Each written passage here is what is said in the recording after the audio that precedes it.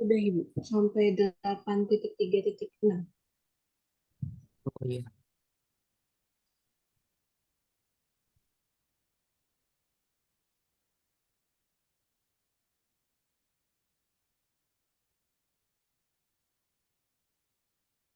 8.3.2 teorema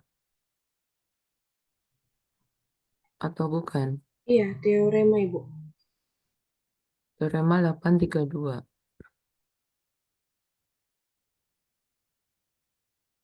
Oh ya, ini review dulu ya. Jadi kalau kita mengambil statistik, biasanya kan mengambil sampel. Nah, sampel berasal dari populasi. Populasi yang sering digunakan atau sering ditemui adalah populasi berdistribusi normal. Jadi di sini kita eh, membahas ya distribusi apa yang merupakan kombinasi-kombinasi dari distribusi normal. Karena seringkali statistik itu sebagai fungsi dari peubah acak yang berdistribusi normal. Sebagai contoh, Y sama dengan sigma AI XI. Kalau XI berdistribusi normal mu I sigma I kuadrat, maka Y juga berdistribusi normal sigma mu-nya menjadi sigma AI mu I, variansinya adalah sigma AI kuadrat sigma I kuadrat. Kalau AI-nya sama, yaitu super N, maka Y-nya menjadi X bar. Jadi kalau X bar, maka distribusinya normal, mu-nya tetap, mu, variansinya adalah sigma kuadrat per N. Ya, jadi di sini AI bisa berupa konstanta atau secara khusus pembobot ya, super N.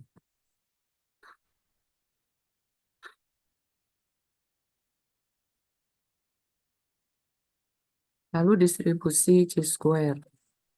Distribusi chi-square ini dapat dianggap dia hal khusus dari distribusi gamma.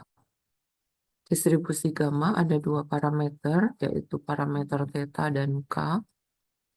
Nah, distribusi chi-square ini distribusi khusus jika theta sama dengan 2 dan k sama dengan suatu konstanta per 2. Maka Y yang berdistribusi gamma theta sama dengan 2 dan V per 2 disebut distribusi chi-square derajat bebas V. Ya, dinyatakan seperti ini ya. Jika Y berdistribusi gamma dengan theta sama dengan 2 dan K sama dengan V per 2 untuk suatu bilangan bulat V, maka Y berdistribusi chi-square derajat V. Ini adalah ekspektasi dan variansi untuk chi-square derajat bebas V. Ini diperoleh dengan menggunakan fungsi pembangkit momen. Ini diketahui fungsi pembangkit momennya adalah 1 min 2T pangkat min V per 2. Jadi kalau diturunkan terhadap MY aksen T, MY aksen 2T, MY aksen 3T dapat dicari berturut-turut lalu disamakan dengan 0.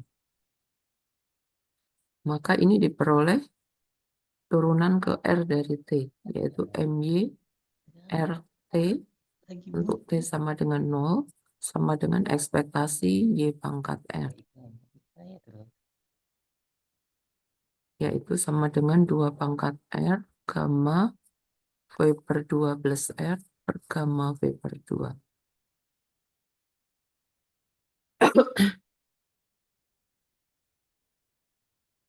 Untuk R sama dengan 1, substitusikan di sini ya.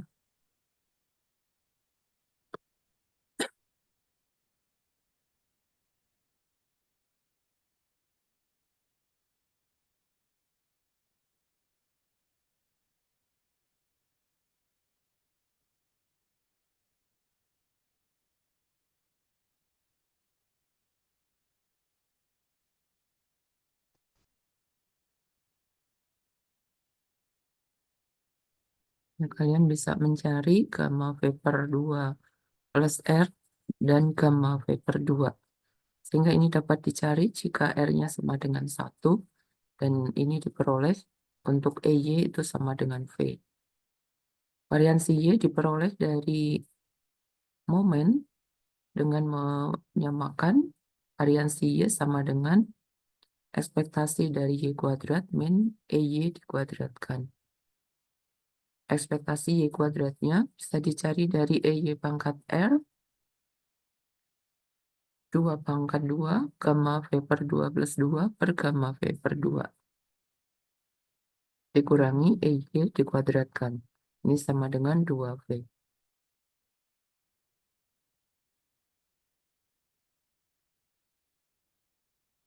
Nah, ini adalah distribusi C-square yang dapat dianggap sebagai hal khusus dari distribusi gamma. Jika X berdistribusi gamma, theta, K, lalu ubah acak Y sama dengan 2X per theta, jadi Y-nya adalah 2X dibagi parameter theta. Maka Y berdistribusi C-square 2K.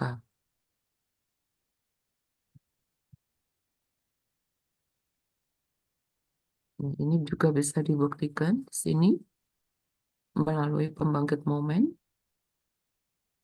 Y-nya ditulis 2X per theta, T, atau ini sama dengan MX 2T per theta.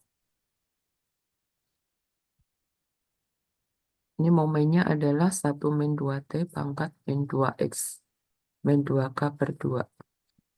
Jadi ini membuktikan bahwa dia berdistribusi C-square untuk derajat bebas 2K. Ini bisa dibandingkan dengan MGF di atas. Di persamaan 836 ini, MYT adalah pembangkit momen untuk C-square derajat bebas V. Jadi kalau V-nya ini berubah menjadi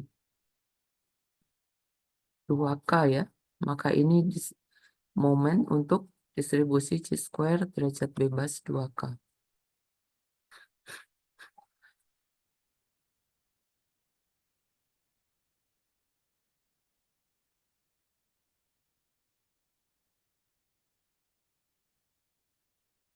Ini adalah notasi untuk fungsi kumulatif dari C-square. Misalkan X berdistribusi gamma, theta, K, lalu ada H itu Y, V. Y, V ini adalah kumulatif untuk distribusi dari Y yang berdistribusi C-square derajat bebas V. Maka di sini kumulatif dari X akan sama dengan kumulatif jika Y-nya itu diganti 2X per theta. Derajat bebas 2K. Ya, jadi ini kalau X berdistribusi gamma, theta, K, kita bisa kaitkan dengan distribusi C-square dengan transformasi 2X per theta. Nanti dia akan berdistribusi C-square derajat bebas 2K. Nah, jadi bisa ada relasi antara kumulatif untuk distribusi X yang berdistribusi gamma dengan kumulatif distribusi C-square derajat bebas 2K.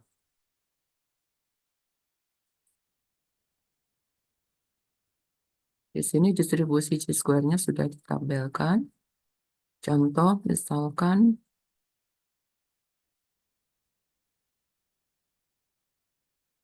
sebuah komponen memiliki waktu kegagalan dalam tahun mengikuti distribusi gamma, di mana theta sama dengan 3 dan K sama dengan 2. Kita ingin tahu ya, jaminan waktu yang dijamin oleh si membuat komponen itu sebesar 90% bahwa komponennya itu akan hidup. Nah, jadi kalau ingin dijual ke suatu toko atau ke konsumen, jadi dapat dipastikan bahwa komponen itu, ya kita mungkin tidak berani memastikan 100% masa hidupnya sekian ya. Mungkin 90% ya masa hidupnya sekian. Nah, berapa ini? Tentukan titik di mana batas untuk waktu hidup dari komponen tersebut, di mana peluangnya 90%. Jadi di sini kita membuat suatu peluang ya. Di sini dituliskan peluang bahwa X lebih kecil sama dengan suatu nilai X persentil 0,90, 0,10 sama dengan 0,10.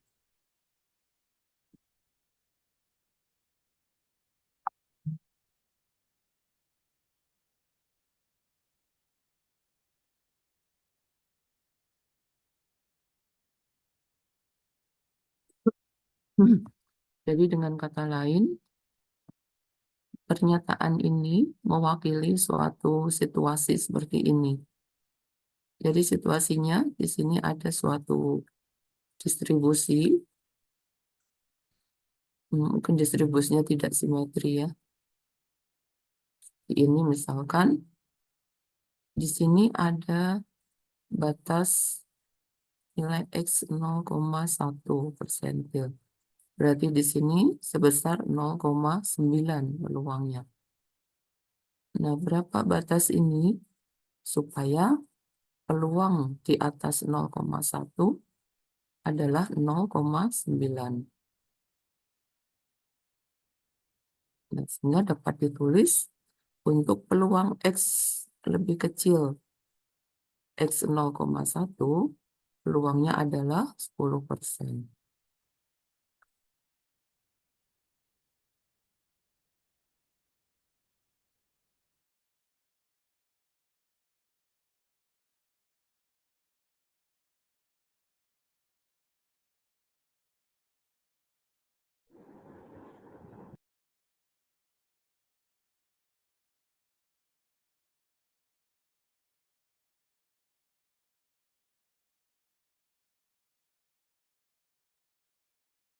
Ini waktu kegagalannya berdistribusi gamma. Untuk tabel distribusi gamma itu belum ada ya. Jadi kita transformasi dulu dari distribusi gamma ke distribusi C-square. Yaitu dengan transformasi 2X per theta.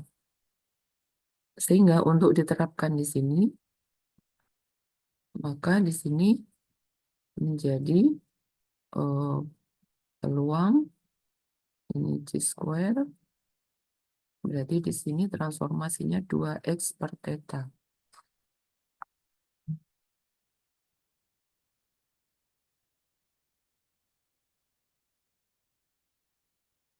Ini sama dengan 0,1.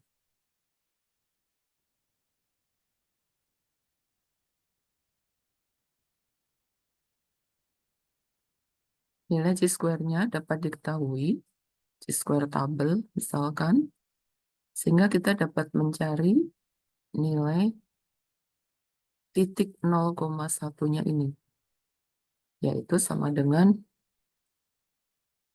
2 C-square tabel.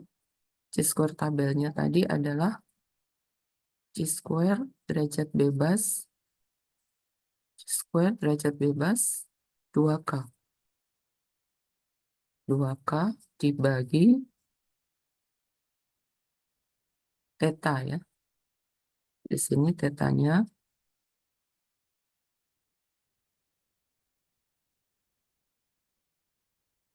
hmm,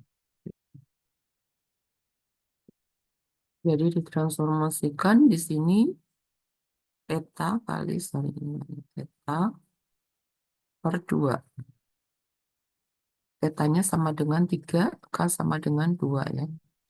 Jadi ini 3 dari C square tabel 0,1 derajat bebasnya adalah 4 dibagi 2, iya dibagi 2. Nah, diperoleh ini 1,59 tahun. Jadi batas bahwa eh, dijamin ya 90% bahwa komponennya itu hidup, itu usia komponennya 1,59 tahun. Artinya di sini kalau usia komponen semakin besar dari ini, digeser ke sini, berarti bukan 90% lagi ya, berkurang usianya. Ya.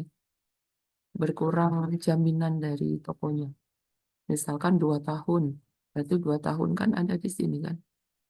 Berapa persen dijamin bahwa usia bola lampu ini 2 tahun. Ini 1,59, 2 tahun di sini.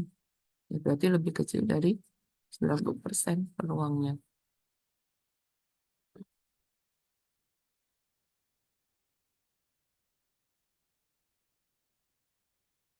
Nah, jadi untuk mencari titik persentil dari distribusi gamma, nah ini persentil dari distribusi gamma diperoleh dari ini angkat. Ambil aja.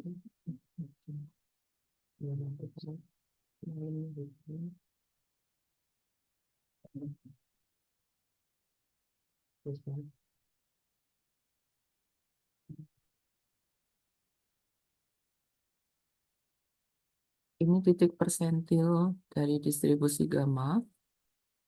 Jadi biasanya tentang waktu hidup komponen, ya seperti itu.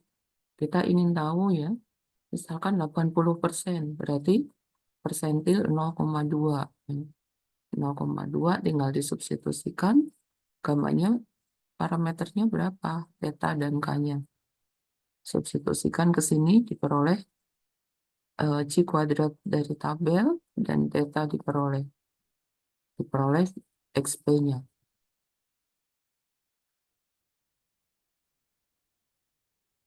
Teorema 834. Ini adalah kombinasi-kombinasi dari, kita bisa menggunakan nanti jika ubah acaknya itu dari distribusi C-square. Misalkan dari distribusi C-square, X-nya dari distribusi C-square, kalian ingin mencari rata-rata dari distribusi, dari sampel acak distribusi C-square. Nah, ini dicari dulu jumlah dari sampel acak distribusi C-square. Misalkan YI distribusi C-square VI. Maka ubah acak V sama dengan sigma YI akan berdistribusi C-square derajat bebas sigma VI. Jadi tetap berdistribusi C-square, tapi derajat bebasnya berubah.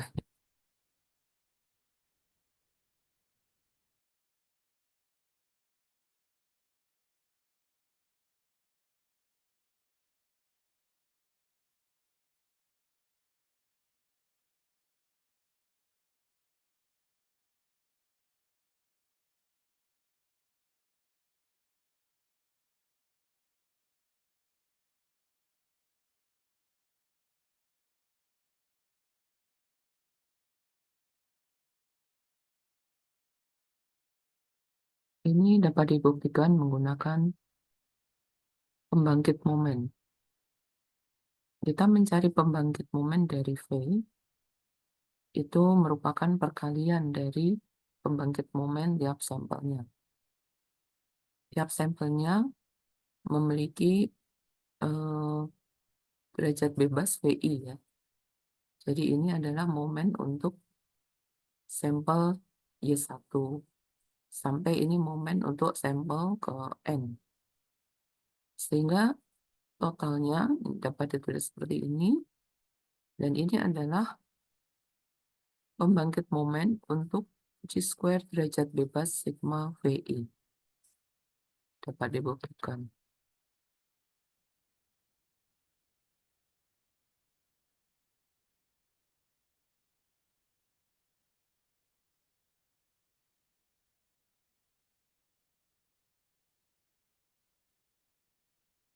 Berikutnya di sini distribusi chi-square itu juga dapat dianggap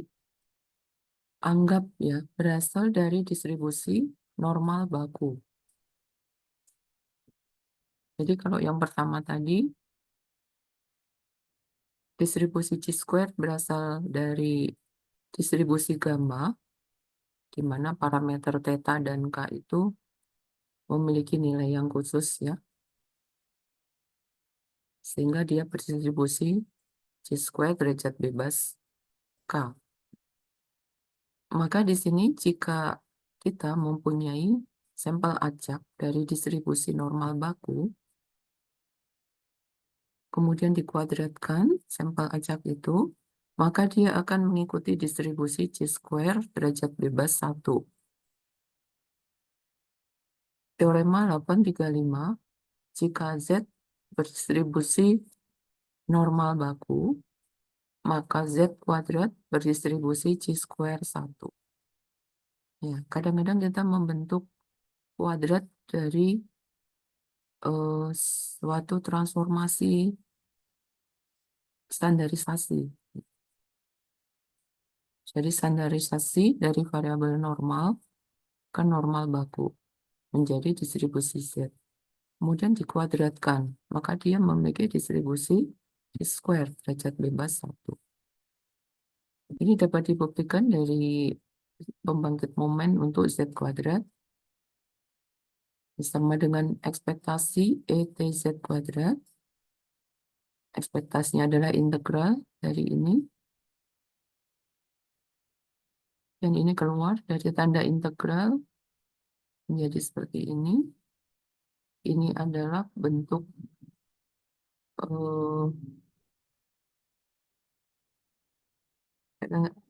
ekspektasi ya, ekspektasi dari, atau ini dapat dikatakan hasilnya adalah fungsi pembangkit momen untuk distribusi chi-square derajat bebas 1. Di sini terlihat pangkatnya min 1/2 ya. Berarti ini 1 ini adalah derajat bebasnya. Hasil dari integralnya adalah ini. Jadi ini pembangkit momen untuk chi-square derajat bebas 1. Nah, berikutnya di sini ada modifikasi yang lain dari distribusi normal, bukan baku ini, normal biasa. Misalkan X1 sampai Xn ubah acak berdistribusi normal, mu sigma kuadrat. Maka sigma Xi min mu kuadrat per sigma kuadrat berdistribusi chi-square derajat bebas N. Ya, kita tahu ini transformasi ya. Xi min mu per sigma itu transformasi ke Z.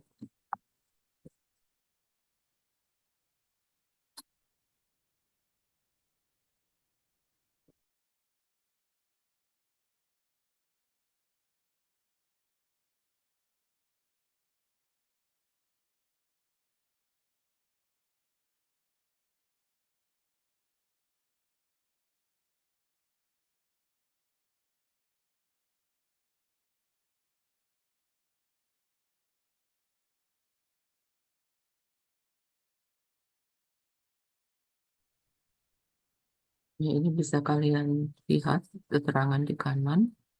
X min mu per sigma itu transformasi ke normal baku. Kemudian normal baku dikuadratkan berdistribusi chi-square 1. Lalu dari teorema sebelumnya, sigma dari suatu distribusi chi-square 1 atau sigma dari Z kuadrat Ditulis seperti ini, dia akan berdistribusi Chi-square derajat bebas N. Jadi derajat bebasnya bertambah sesuai dengan banyaknya jumlah dari kombinasi sampelnya. Yang kedua, N X bar min mu kuadrat per sigma kuadrat berdistribusi Chi-square 1. Di sini juga jelas ini adalah suatu transformasi dari X bar.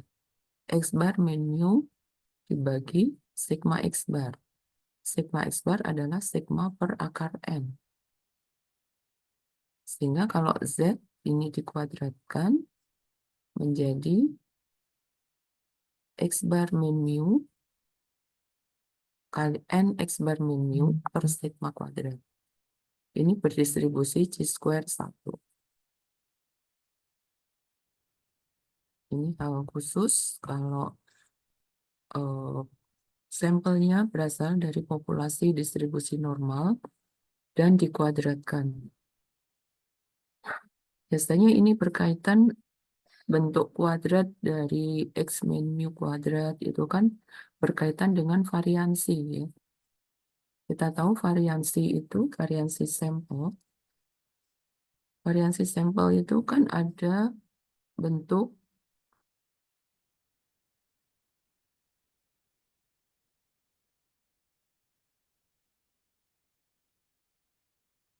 di sini ada konstantanya seper N atau seper N min 1 ya. Sehingga nanti bentuk ini akan dapat kita gunakan untuk transformasi ya, distribusi dari S kuadrat. Kita menggunakan teorema sebelumnya, dia akan mengikuti distribusi Chi-square. Contohnya di teorema 836, X1 sampai Xn, sampel acak dari distribusi normal, mu sigma kuadrat. Nah, ini X bar dan Xi min X bar saling bebas. X bar dan S kuadrat saling bebas. N min 1 S kuadrat. Nah, ini. Per sigma kuadrat berdistribusi Chi-square N min 1. Ini digunakan untuk kita mempunyai statistik ya, statistik gitu ya. Dari S kuadrat, ini kan statistiknya. Distribusi dari S kuadrat nanti kita dapat menggunakan distribusi Chi-square. Karena S kuadrat ada bentuk ini, dan ini sudah ada transformasi-transformasi yang menggunakan bentuk tersebut.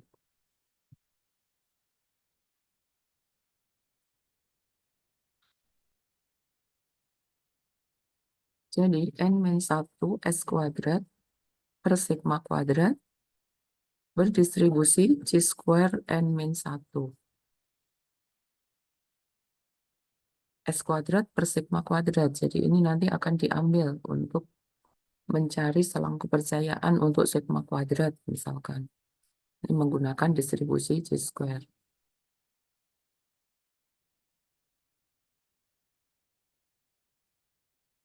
Ini bukti dapat dijelaskan di sini.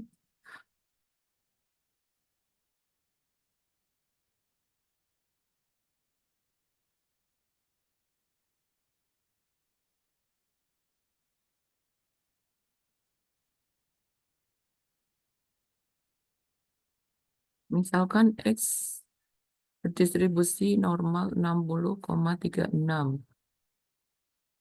Ini suatu komponen dengan masa hidup 60,36. Misalkan diambil 25 baterai. Dan klaim akan ditolak jika sigma kuadrat sama dengan 36.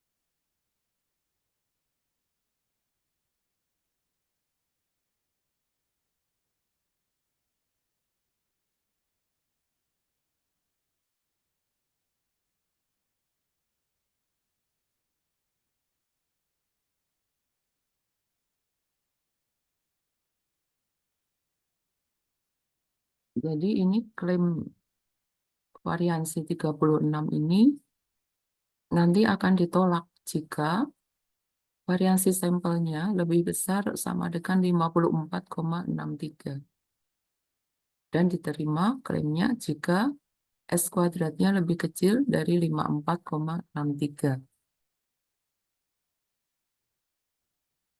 Nah, jadi di sini kita membentuk peluang ya. Peluang S kuadrat lebih besar 54,63. Peluang menolak klaim tersebut, menolak klaim sigma kuadrat sebesar 36. Ini ditransformasi dulu ke distribusi chi-square derajat bebas 1.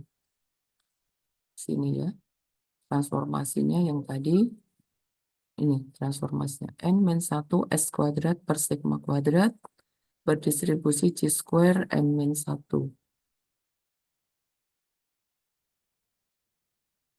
Jadi di sini N-1 itu 24 S kuadrat per sigma kuadrat, jadi 24 S kuadrat per 36 lebih besar sama dengan, ini juga disubstitusikan, dikali 24 dibagi 36, diperoleh 36,42. Ini berdistribusi chi-square derajat bebas 24.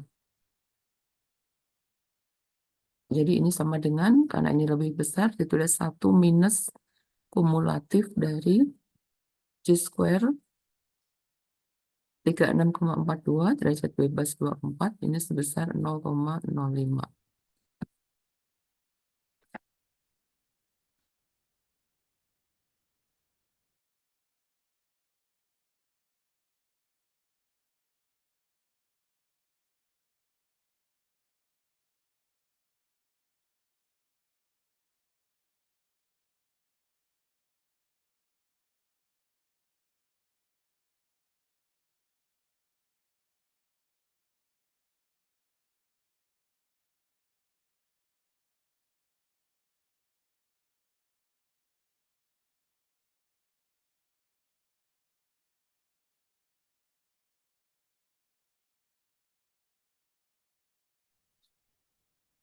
Sekarang subbab berikutnya ini adalah turunan distribusi dari distribusi normal. Jadi distribusi normal ini sangat sering dijumpai dalam statistika, sehingga tidak heran ya, kita mengambil sampel dari distribusi normal, mencari rata-rata, mencari variasi sampel, tapi kita belum bisa, maksudnya di sini perlu mengetahui apa nanti misalkan distribusi dari sigma xi kuadrat jika x-nya normal, atau distribusi dari S kuadrat jika X-nya distribusi normal. Sehingga di sini diberikan juga turunan-turunan dari distribusi normal. Artinya jika kita mengambil sampelnya dari distribusi normal dan dibentuk statistik-statistiknya.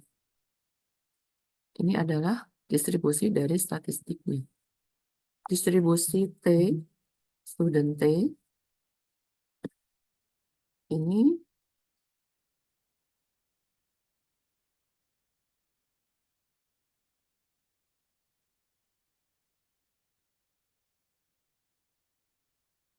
berasal dari sampel berdistribusi normal, X berdistribusi mu sigma kuadrat. Ya. Misalkan kita mengambil sampel dari populasi berdistribusi normal, mu sigma kuadrat. Nah, di sini sigma kuadrat misalkan tidak diketahui. Nah, kalau sigma kuadrat tidak diketahui, transformasi-transformasi yang menggunakan sigma kuadrat kan tidak bisa dilakukan ya. Ini akan seperti Z ini. Kalau ini tidak diketahui, bagaimana distribusinya? Kalau sigma diketahui, maka dia berdistribusi normal baku. Ya. Jika ini tidak diketahui, bagaimana? Kalau sigma tidak diketahui, kita bisa mencari dari sampel, yaitu sigma duga dengan S, ya. Seper N-1 sigma XI min X bar kuadrat. Tapi distribusinya apakah masih normal baku? Sesudah sigmanya diganti S. Jadi sesudah sigma,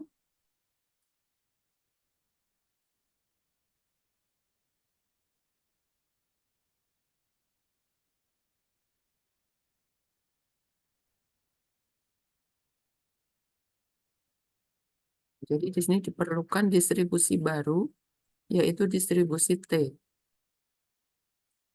Jika Z teorema 831, jika Z berdistribusi normal baku, dan V adalah distribusi chi-square derajat bebas V, jika Z dan V saling bebas, kemudian kita membentuk peubah acak T, yaitu T sama dengan Z per akar V bagi derajat bebasnya, maka T berdistribusi students dengan derajat bebasnya sama dengan derajat bebas dari V, yaitu TV.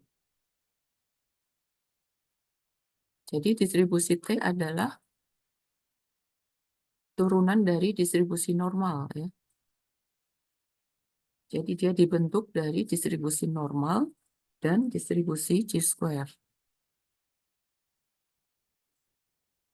Di sini fungsi peluangnya dinyatakan dalam 842. Jadi ada fungsi gamma karena distribusi chi-square kan dari distribusi gamma.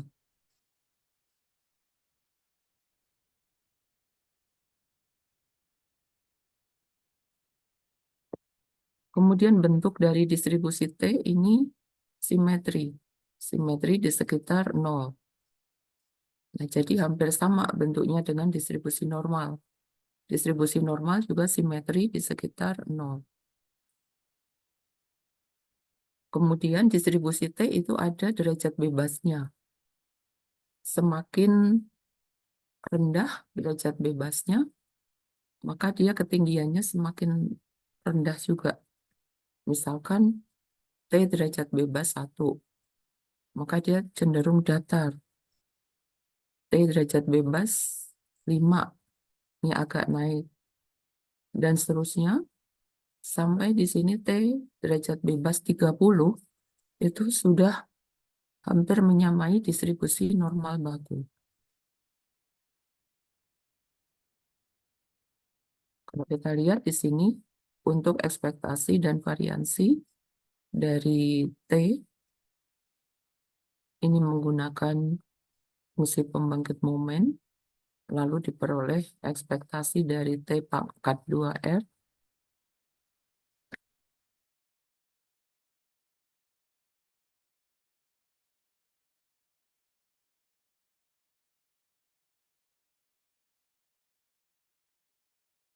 ini ekspektasi T pangkat 2R,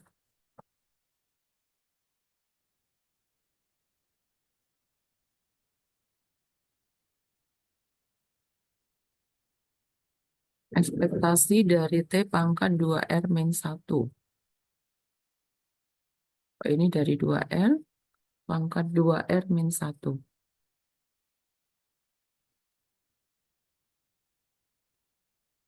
Nah, substitusikan di sini, maka dia sama dengan 0. Untuk R sama dengan 1, 2, dan seterusnya. Variansi T, jadi kalau R-nya sama dengan 1, berarti ekspektasi T pangkat 1, ya. ET itu sama dengan 0. Min-nya, ini mu-nya, min dari T itu sama dengan 0. Jadi ini aslinya distribusi T. Lalu kalau R sama dengan 1, 2, dan seterusnya, ekspektasi T pangkat 2R min 1 sama dengan 0. Kalian bisa substitusikan ekspektasi T pangkat 1, ekspektasi T pangkat 3, pangkat-pangkat ganjil, ini ekspektasinya 0. Jadi kalian bisa melihat nih kalau grafik dari distribusi T untuk derajat bebas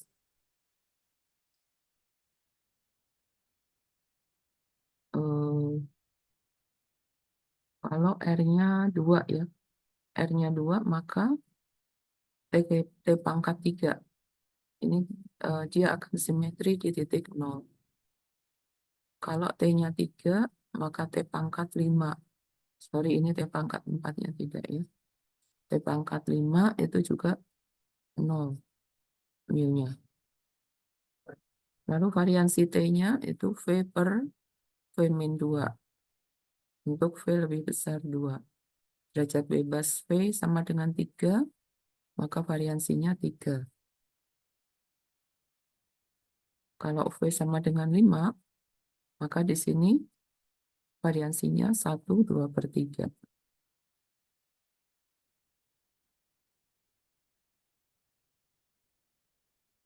Ini bukti dengan metode momen.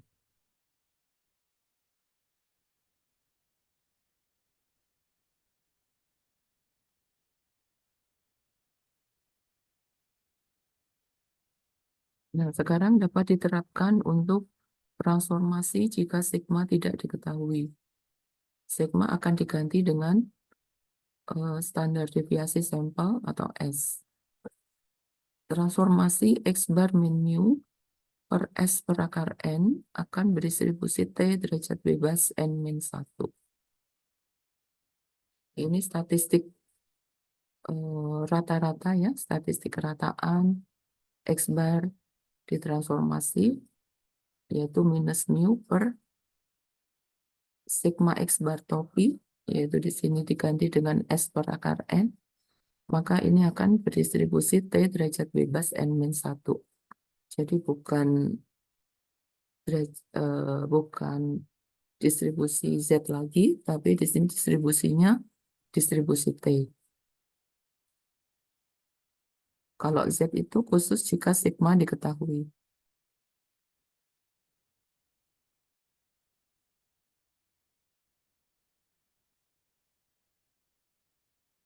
Berikutnya distribusi F. Distribusi F sering kita jumpai jika kita melakukan uji hipotesis. Jadi kita membandingkan F hitung dengan F tabel.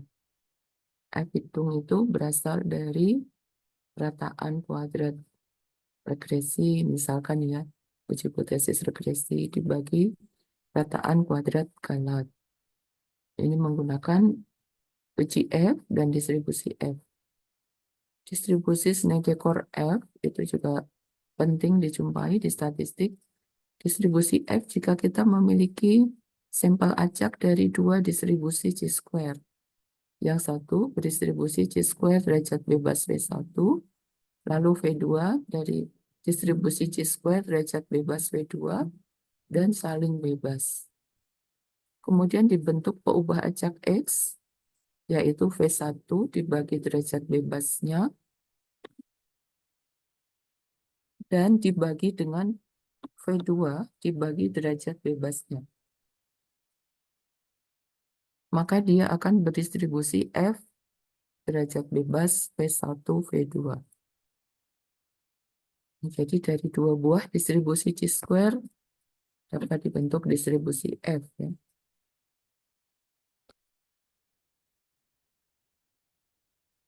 Untuk nilai-nilai dari V1, V2 dan peluangnya sudah ditabelkan. Kemudian ekspektasi dan variansi dari distribusi F. Jika X berdistribusi F derajat bebas V1, V2, maka ekspektasi X pangkat R ini dicari dari fungsi pembangkit momen. Peroleh persamaan 849.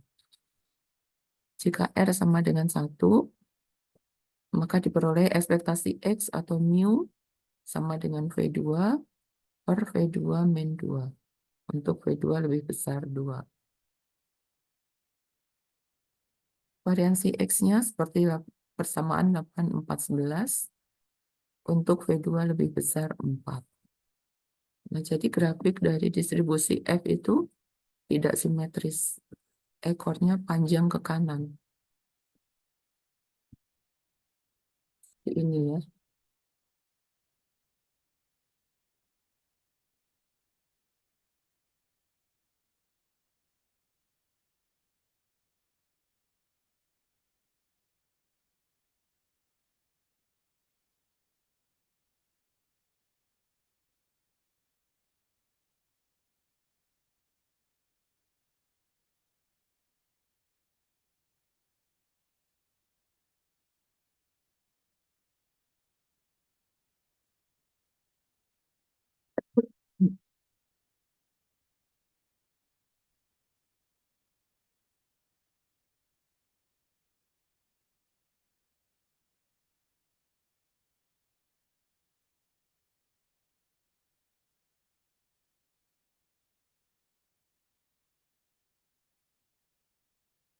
Contohnya, ada dua buah sampel, dua-duanya berasal dari distribusi yang berbeda. Yang satu distribusi chi-square derajat bebas.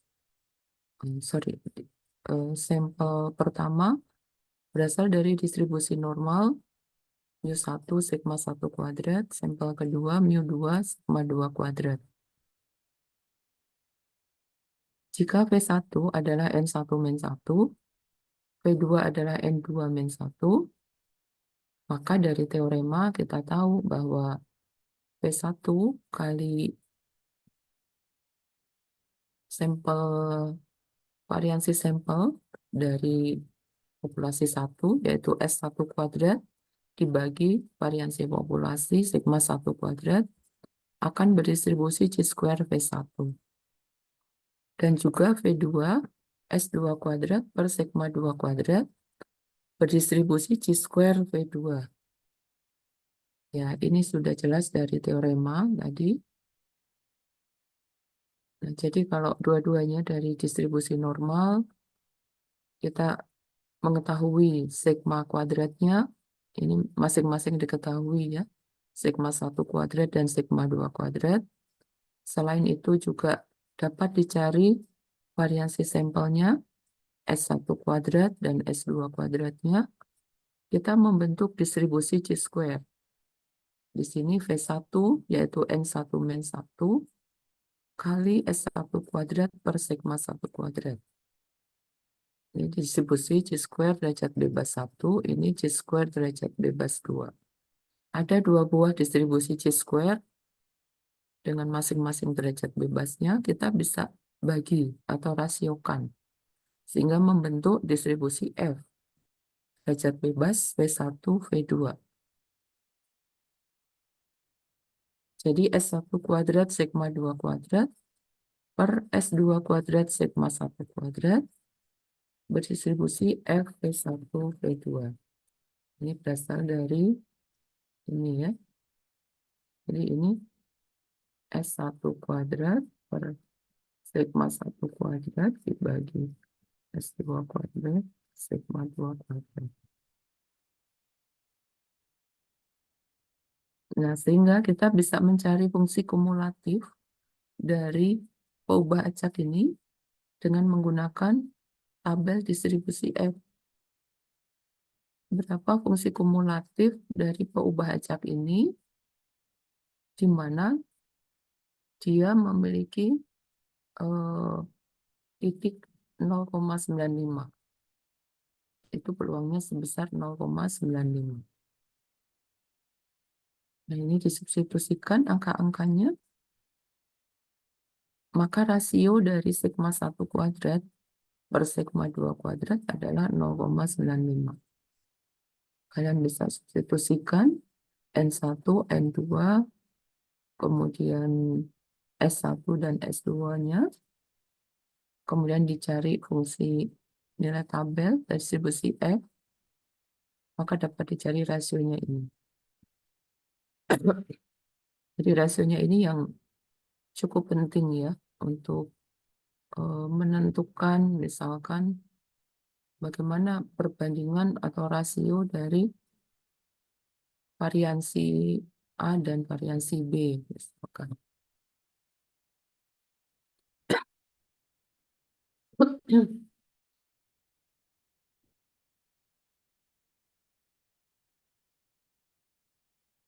Distribusi beta.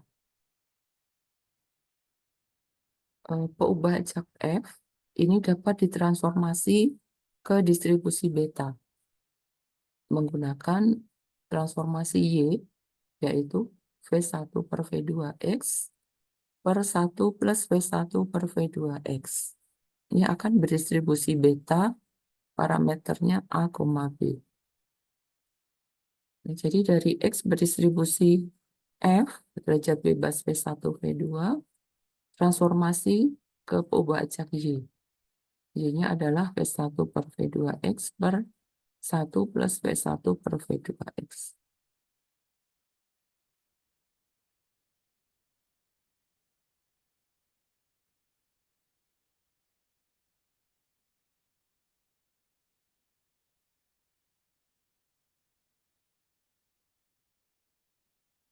Di sini ekspektasi dan variansi dari Y tergantung dari parameter beta. EY sama dengan A per A plus B, var Y sama dengan AB per A plus B plus 1 kali A plus B kuadrat.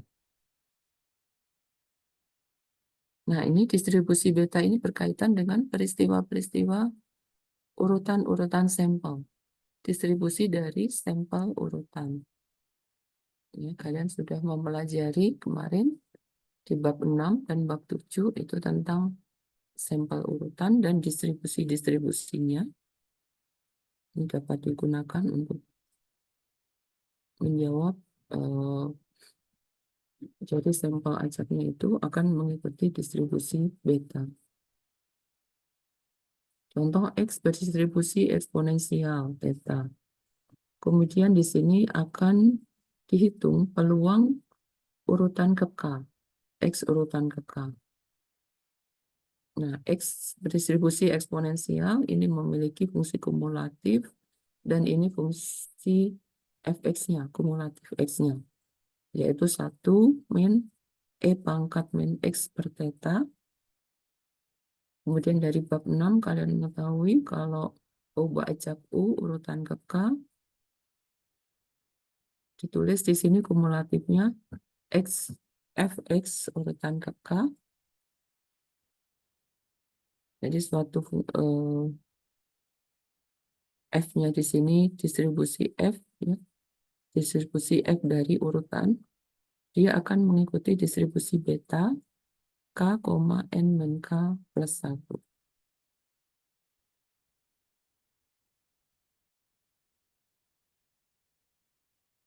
Sehingga kalian bisa mencari berapa peluang urutan ke K tersebut nilainya lebih kecil sama dengan C. Nah, ini ditransformasikan ke F, ya, distribusi F, kemudian ke U, peroleh ini.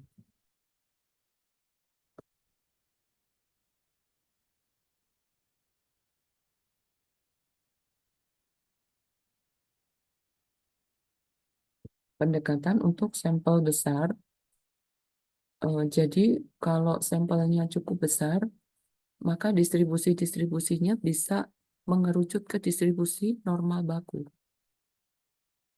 Ya, jadi apapun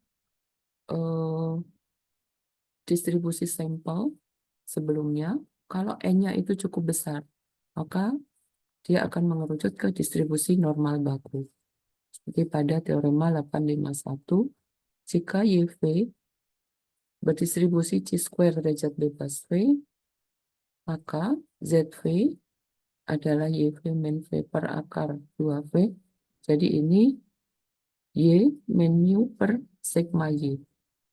Ini transformasinya akan berdistribusi Z, atau ini pembajak Z. Z-nya memiliki distribusi limit ke normal baku jika P menuju tak hingga. Jadi jika derajat bebasnya menuju tak hingga, maka transformasinya akan mengikuti distribusi normal baku. Pembuktiannya menggunakan teorema limit sentral.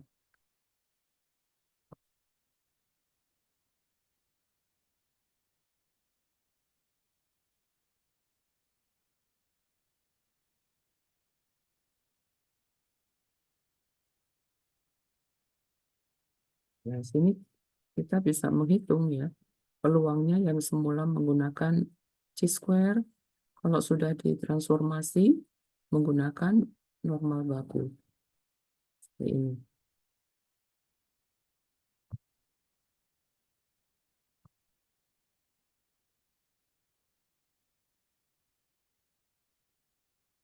Contoh lain, Sn kuadrat itu sampel variansi sampel dari X-nya normal. Kemudian di sini kita tahu transformasi N-1 Sn kuadrat per sigma kuadrat. Berdistribusi chi-square derajat bebas N-1 ya, dari teorema sebelumnya. Chi-square N-1 dapat dicari. Ini mu-nya adalah N-1. Variansinya adalah 2 kali N-1. Lalu ditransformasi dengan Pn min mu per sigma Pn. Seperti ini, dia akan berdistribusi normal baku. Jadi akar N-1 tadi Vn-nya adalah ini, substitusikan distribusi normal baku. Ya, distribusi normal baku dan tabelnya itu juga yang termasuk yang paling sering digunakan. Sehingga ini sangat menguntungkan ya. Jika N-nya besar, kita mentransformasikan dengan mengurangi mu dibagi sigma, maka akan memiliki distribusi normal baku.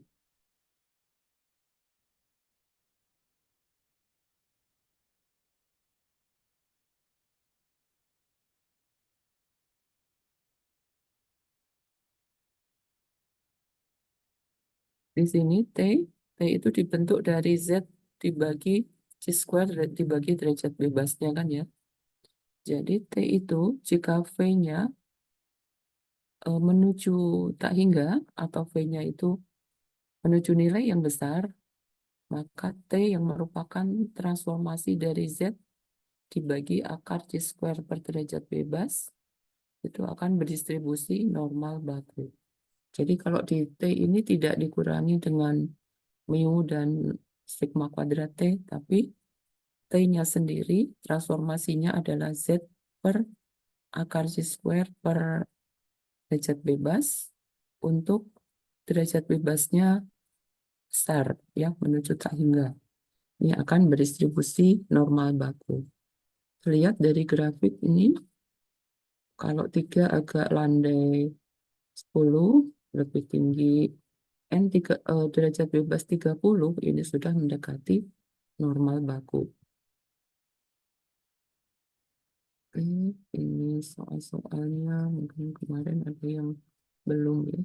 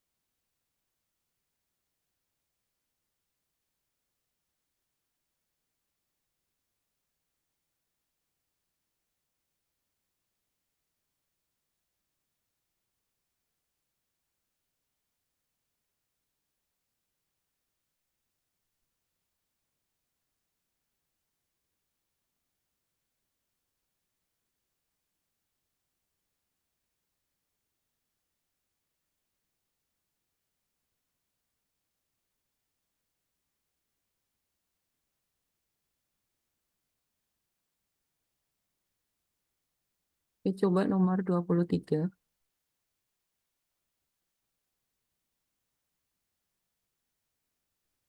Itu.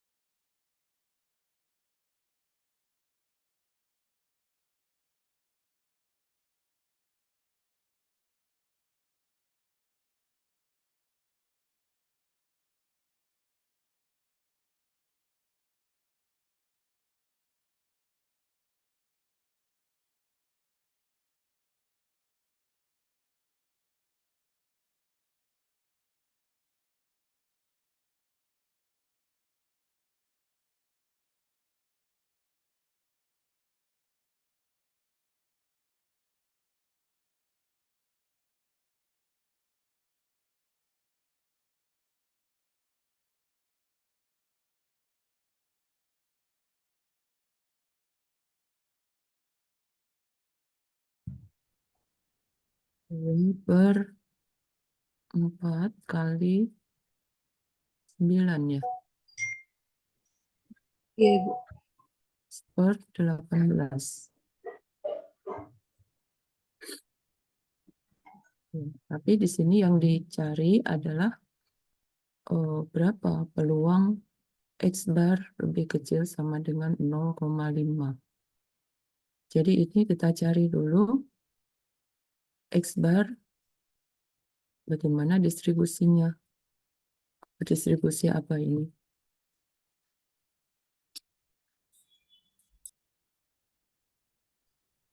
X bar itu kan sigma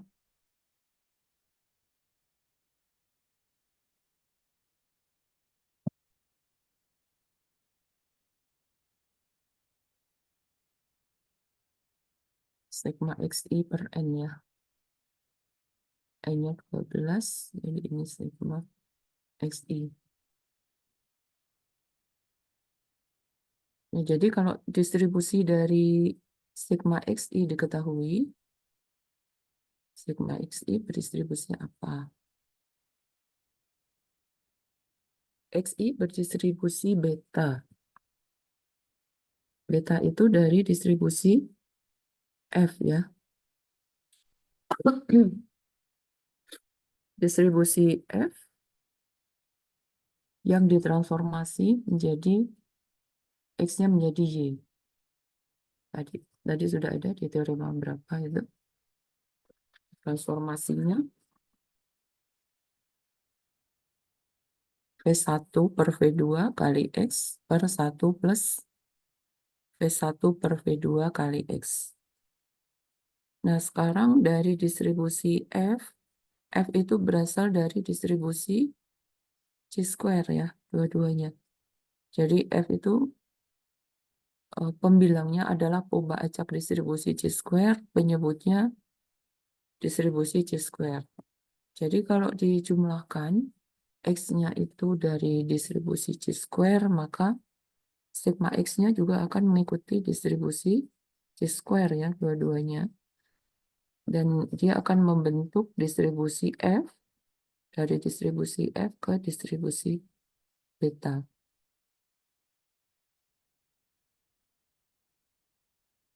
Ini untuk mu X bar-nya,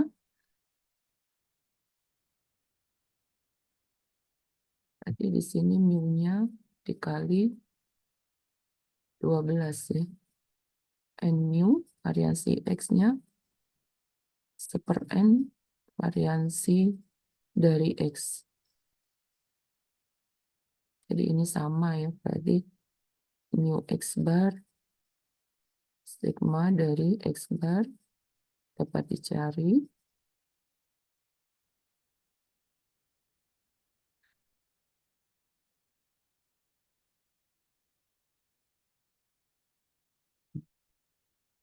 X bar, oh sorry, sama dengan mu ya, karena bukan sigma XI.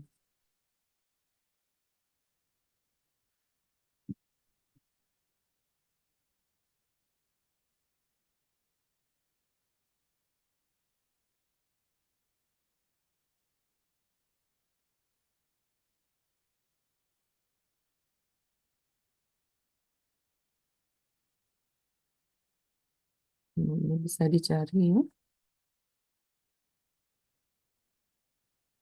Lalu dicari transformasi ini, peroleh. Kita gunakan transformasi Z-nya. Ini 0,5 min sepertiga dibagi ini. Akar 12 per akar 18.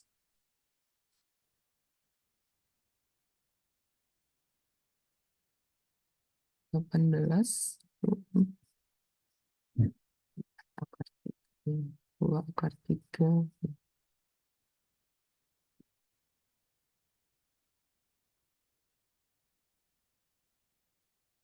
sama dengan tadi soalnya berapa.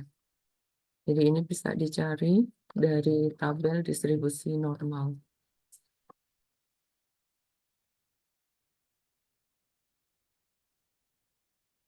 Ini mungkin soal berikutnya.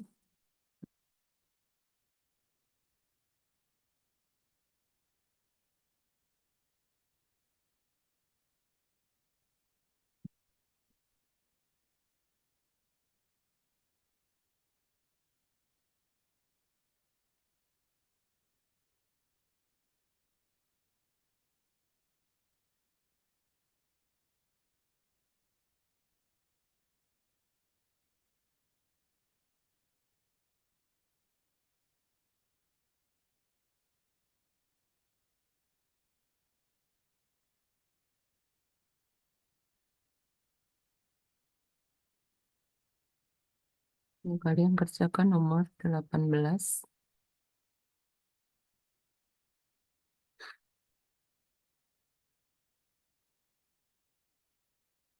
Boleh berkelompok 2 orang, nanti dikirimkan ke WA Ibu ya. Waktunya dibatasi sampai 9.30. Ya, atau 10 menit ya. 9.35 ya. Oke, silakan.